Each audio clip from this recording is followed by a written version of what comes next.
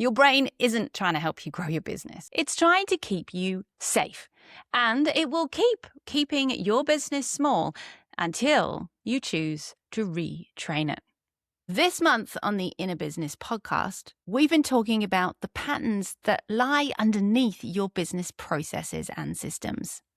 The ones running in the background while you wonder why you're not getting leads or your website isn't getting clicked. This is the final episode in the March series, and we've been practicing noticing these patterns. So today, we're going to explore what you actually do with what you have noticed. Not more awareness today, but integration. Now, before I go any further, I want to ask you something. Drop this answer in the comments. What is the thing you keep going back to in your business to fix? It could be the website, the pricing, the product, the strategy. Whatever it is, I want you to pay attention right now because I guarantee you're not alone. Have a look in the comments. Over the course of March, this series has been about learning to notice those things that we keep returning to and how we feel about them. To name the pattern. To stop paying so much attention to the 20% and instead start looking at the whole picture. Remembering that the 20% is the strategy, the funnels, the content, the website.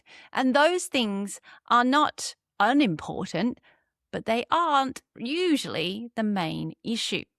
The system most people ignore in their business is their internal one. It's the one that feels far more uncomfortable. It's the system of patterns and behaviors that have shown up within you probably for years. Things that you may not have until recent weeks even been consciously aware of. Things that are absolutely negatively impacting your capacity to lead and grow your business. Remember, all your brain wants to do is keep you safe. It actually does not care if your business is growing or your revenue is where you would like it to be. It just wants to keep you safe. Even if that means that nothing changes in your business, regardless of the shiny new website, the amazing social media strategy, and the ad campaign that you've just paid for. Now, episodes 1 through 3 were all about recognizing these patterns and being able to name them. Go you. And if you're just landing here, I will put the link to those episodes above my head right now. Go and start there. This episode, like I say, is about what comes next. Integration. Now, integration is a word that gets thrown around a lot. So let me tell you what I actually mean by it. Integration does not mean that what you were doing before was wrong or that you have anything to fix. It's not about self-criticism dressed up in some cool spiritual language. Integration is based on curiosity and patience, and often requires a little grace. It means moving from one place to another by bringing both parts of you, the part that got you here and the part that's going to get you to the next level. We want them to almost have a conversation so they can both learn from each other, so you can get the absolute best learnings from both, so that there is no blame or winner. It is integrated. I kind of describe this like a software update. In fact, that's how I refer to it with my NLP coach. I'll say, error code 47, we need a software update. If you imagine a bug in the system, or the code that you wrote when you were 4 is no longer applicable, now you're 40, and we need to upgrade it. We need to understand why we put that pattern in place when we were 4, learn what we couldn't at the time, and be able to push through that ceiling now. That is what integration is. It's what it feels like. You see things differently. My clients often talk about lenses and things moving. And that means you respond to things differently. And I'll get you to consciously notice that and celebrate it. That the patterns that used to show up, that used to run subconsciously, are not showing up in the same way anymore. It's amazing. my friend. It really is what you have been running since you were a kid. We don't want to get rid of that. We want to integrate it and update it. You know, I'm going to run an iOS update for you. And we're going to do that with grace and compassion because we want to understand what your brain decided was safe and why. Because there are always lessons in there. This is not about wrong or right. We've talked about binary thinking. No. And when you integrate both of those sides, you land with the best bits of both. And it's amazing. Here is a good question. Answer honestly in the comments below. When a pattern does show up for you in business, the people pleasing, the overthinking, the comparing yourself to everyone else, do you sit with that? Or do you immediately go and do something to change it? Be honest. I'll be honest too. Distraction is extremely well disguised in productivity, and it makes me feel like I'm achieving things. And so it's quite a handy way to avoid that discomfort. I've shared many examples with you. Share one in the comments from your experience. One of the examples I talked about this week in my event, the clarity shift, was my client Kirstie. And you can see Kirstie here on my YouTube channel if you look for her. She came to me because she wanted a new website. Well, she thought she did. That was the symptom. I need a website. No one's booking, so I think I need a website. That was the thing that felt fixable, the 20% system. Now, one of the tools that we use when I work with my clients is the story brand framework. And most coaches who use that framework use that to help you get clear on who are your clients, how do you serve them, how do you invite them into a story where they feel seen, heard, and want to journey with you as the hero. And of course, I love that framework. It's partly how I built my last six-figure business. But the way I use it, through the lens of identity work and with my little knowledge in NLP, is a bit different.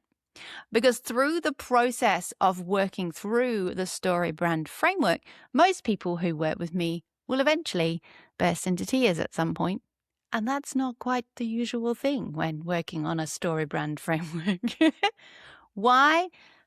Because when I ask you to step into the guide, when I ask you how you solve problems, we are going to be paying attention to those little voices, to those feelings and emotions that come up so that we can understand if there's something stopping you from fully stepping into it, into the guide, into the person who can help and believes they can help the people solve their problem. Recently, I was sat here in my office with a client. We were planning some things on the whiteboard, and we had a whole separate colored pen for the thoughts, the intrusive thoughts that popped up, because next session, we're going to look at those. We're going to integrate them so that they are no longer in the way of them making progress. Now back to Kirstie. Kirstie is an amazing spiritual being, an incredibly intelligent woman with a deep history in midwifery, calf nurse, doulaship. She supports women as a shaman with womb healing. But she came from that very mainstream background, midwife, calves. There was a lot of transitioning. She described it as a death and rebirth of her professional identity. Now, we could have created a story brand framework that just spoke to the shaman, but she would never have embodied that without first acknowledging that she needed that death and that rebirth, and she needed to fully accept that. It was stopping her showing up in her business as she wanted to. And so it was keeping her small. Her brain didn't care about how successful her business was. It wanted to keep her safe. And that is why she burst into tears while we were working on her story brand. No, it wasn't because anything was wrong or she was wrong or something was broken. It was growth. It was integration. What came up for her in that moment was, oh my God, you're right. That is what I do. This is how I show up now. And to me, her coach, had always been really, really obvious. But to her, it was a complete revelation. It was a really beautiful moment. But we had to sit in that discomfort together to allow space for her to completely see herself and the work that she'd been doing.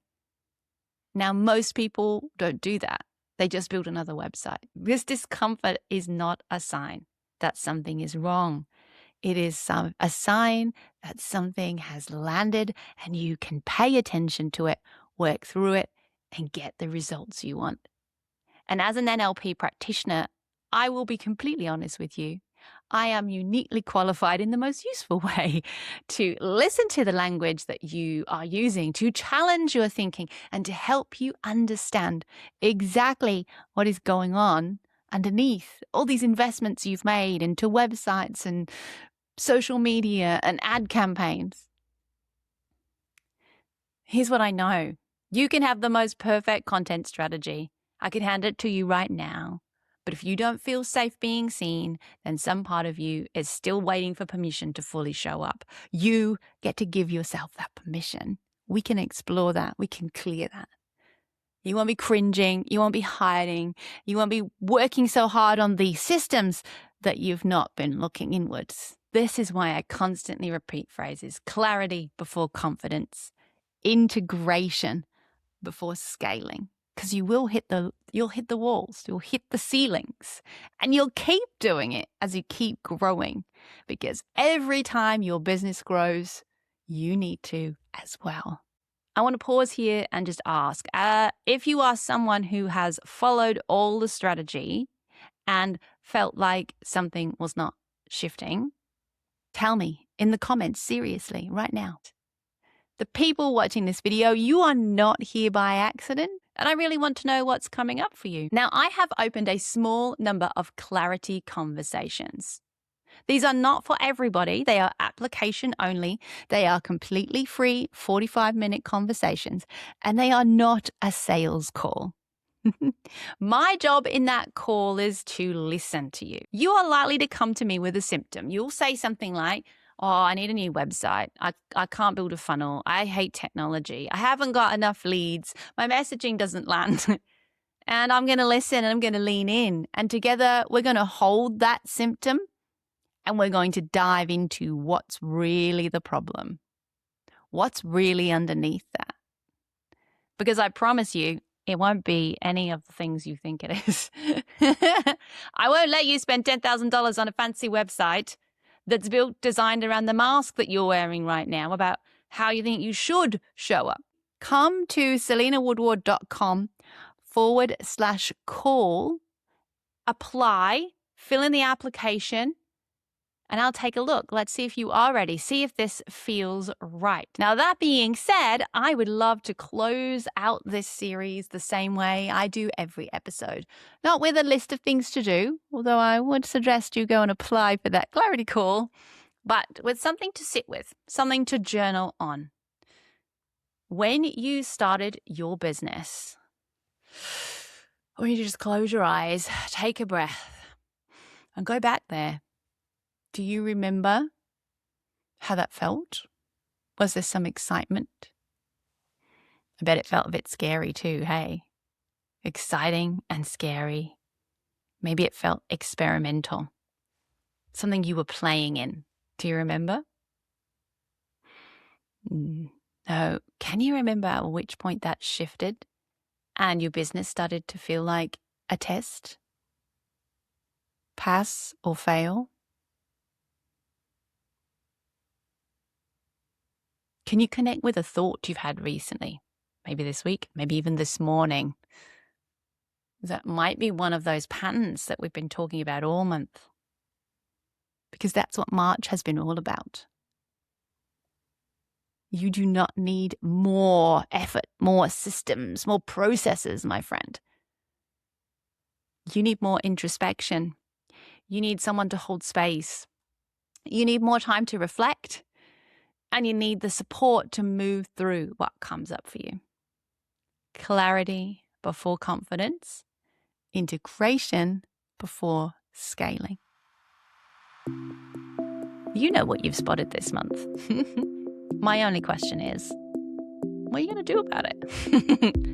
Link is below in the description. I'll see you next week on the Inner Business Podcast. Take care.